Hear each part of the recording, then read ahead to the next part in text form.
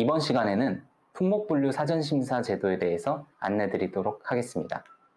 이 HS 코드는 이 세상에 존재하는 모든 품목에 대해서 분류가 되고 있는 번호 체계를 말합니다. 그리고 수출입 물품에 대해서 이 HS 코드를 활용해서 관세율을 결정하고 수출입 요건, 이 물품이 수출이나 수입을 할 때 요건을 받아야 되는 물품인가도 결정할 수가 있습니다. 또한 이 HS 코드에 따라서 이 물품에 대한 원산지를 어떻게 결정할 수 있을 것인가, 원산지 결정 기준에 관련된 부분도 확정시킬 수가 있고요. 어떠한 품목이 많이 수출입이 되고 있는가에 관련된 무역 통계도 확인할 수가 있습니다.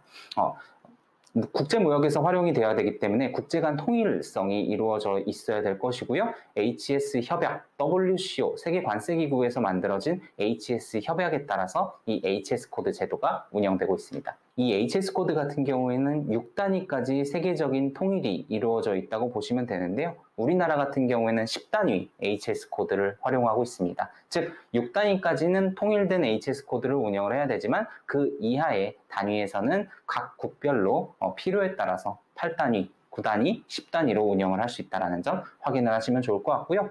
그래서 우리나라는 10단위 HS 코드를 활용하고 있고 이를 HSK라고 부른다. 이런 부분들을 확인하시면 좋을 것 같습니다. HS 코드 예시에 대해서 티셔츠 관련된 부분을 가져왔는데요. 많은 편물제로 만들어진 의류가 61류에 분류가 되고 있고요. 그 중에서 편물제로 만들어진 티셔츠나 싱글리트 그리고 그 맞게 조끼들이 6109라는 HS 코드를 가지고 있습니다. 그리고 이 티셔츠들 중에 면으로 만들었다면 이것이 610910이라는 HS 코드를 가지고 있고요. 그 하위 단위로서 우리나라에서는 1000번을 티셔츠로 운영을 하고 있다고 보시면 될 것 같습니다. 그런데 이 HS 코드라는 것을 분류를 하는 것은 사실 그렇게 쉬운 절차가 아닙니다. 이전 강의를 통해서 HS 코드에 관련된 검색 방법을 안내드리긴 했지만 이것도 부족하다. 나는 결국에 HS 코드를 모르겠다 하는 경우가 많이 발생을 할 수가 있어요. 실무적으로는요. 그렇기 때문에 만들어진 제도가 이 품목분류 사전심사 제도입니다. WCO HS 협약 내에서 이 품목분류 사전심사 제도에 관련된 내용이 있고요. 이 HS 협약에 가입된 국가들이 모두 이 품목분류 사전심사 제도를 운영을 해야 되는 것은 아닙니다만 한 60여 개국의 국가들이 이 품목분류 사전심사 제도를 운영을 하고 있고 우리나라를 비롯한 미국이나 일본과 같은 국가들도 이 품목분류 사전심사 제도가 있다라는 부분을 확인하시면 좋을 것 같습니다. 품목분류 사전심사 제도는 수출입자가 HS 코드를 직접 분류하기가 힘든 경우에 우리나라에 있는 관세평가분류원에서 이 품목분류를 회신해주는 제도라고 보시면 되는데요. 신청권자는 물품을 수출입하는 자 또는 이를 대행하고 있는 관세사들도 품목분류 사전심사를 신청할 수 있다는 점이 있습니다. 신청 방법은 관세청 유니패스라는 사이트를 들어가서 회원가입을 하시고 신고서를 작성을 해서 품목분류 사전심사 신청을 하시게 되면 되고요. 원칙적으로는 견본을 관세평가분류원에 송부를 해야 품목분류 사전심사 제도가 시작된다라고 보시면 될 것 같습니다. 결국엔 이 물품이 어떠한 HS 코드로 분류될 수 있을 것인가라는 법적인 견해 표시를 해야 되기 때문에 관련된 정보가 잘 제공이 되어야 하는 경우가 대부분이라고 보시면 될 것 같은데요. 사전심사에 필요한 증빙 서류를 작성하는 것이 굉장히 중요할 것이다 라는 것이 사전심사 제도의 포인트라고 볼 수가 있습니다.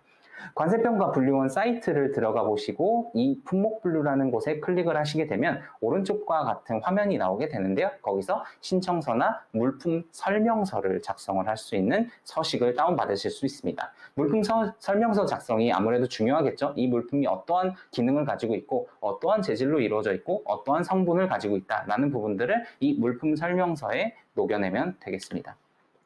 이 물품 설명서 작성 방식이 관련된 서식을 다운로드 받으시면은 예시가 일부 있는데요. 그 중에서 하나만 가져왔습니다. 자동차 부품에 소요되는 물품으로 보여지는데 지금과 같은 경우는 품명 그리고 이 물품이 어떻게 구조를 가지고 있는지 이 물품이 어떤 식으로 사용이 되는지 기능 및 용도 등을 작성하게 되고요. 어떤 식으로 제조 가공을 하고 있는지에 대한 내용도 작성하게 됩니다. 그리고 마지막으로는 신청인의 분류 의견이라고 해서 HS 코드를 잘 모르겠다고 할지라도 이 물품에 대한 예상 HS 코드는 있기 마련인데 그런 경우에 이 물품은 어떠한 근거로 인해서 분류가 이쪽으로 될 것이다 라는 분류 의견을 추가적으로 작성을 할 수가 있습니다.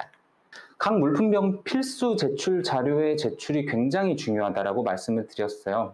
어떠한 물품들 같은 경우엔 재질이 중요할 것이고요. 어떠한 물품들은 성분이 중요할 것입니다. 그리고 어떠한 물품들은 기능이나 용도가 굉장히 중요할 수가 있는데요. 결국엔 이 물품을 구성하고 있는 갖가지 정보들을 관세평가분류원에 제출을 해야만 이 품목분류 사전심사 제도의 활용이 가능하다라는 부분이 있습니다. 그래서 전자상거래 수출업체분들 같은 경우에는 제조사와 수출자가 다른 경우에는 이 제도를 사실상 활용하기가 어려운 경우도 있을 수도 있고요.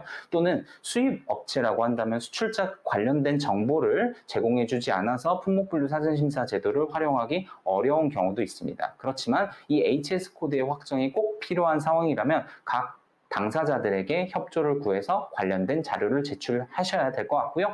여러 가지 내용들에 대해서는 관련된 표를 참고를 해주시면 좋을 것 같습니다. 네, 기계류나 전기기기, 검사, 측정기기, 차량 관련된 물품은 아무래도 이 물품의 재질도 중요하겠지만 결국에는 기능이나 용도가 중요하다고 보여집니다. 그렇다면 이 품목분류 사전심사 제도는 어느 정도의 신청 그리고 처리 기간을 갖고 있을지가 좀 궁금해질 수가 있는데요.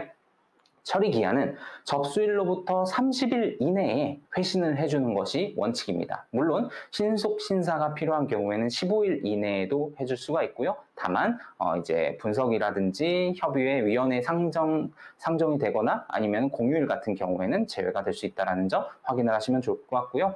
결정 방법은 3가지 정도로 나눠져 있는데 분류원에서 자체적으로 결정이 가능한 사안 같은 경우에는 그대로 30일 이내에 결정을 회신해 주지만 품목분류 협의회나 품목분류위원회로 상정이 된 경우에는 이 30일 규정이 적용되지 않고 일정 시간이 소요될 수가 있다라는 부분이 있습니다. 또 분석 의뢰가 필요한 경우가 있을 수가 있는데요. 품목분류 사전심사 제도 같은 경우는 원칙적으로는 무료로 사전 회시가 이루어지게 되지만 분석이 필요한 경우에는 분석 수수료 3만 원이 납부되어야 한다라는 부분이 있습니다. 그리고 30일 이내에 회신 공표가 났다라고 친다면 회신 공표가 된 날로부터 30일 이내에 재심사를 요청을 할 수가 있습니다. 어떠한 HS 코드를 예상하고 있었는데 그 HS 코드로 회신이 이루어지지 않았다라고 했을 때 나름의 항소와 같은 개념으로서 재심사를 신청을 할 수 있게 되고요. 재심사를 하게 된다면 60일 이내에 다시 회신을 할 수 있도록 규정이 이루어져 있습니다.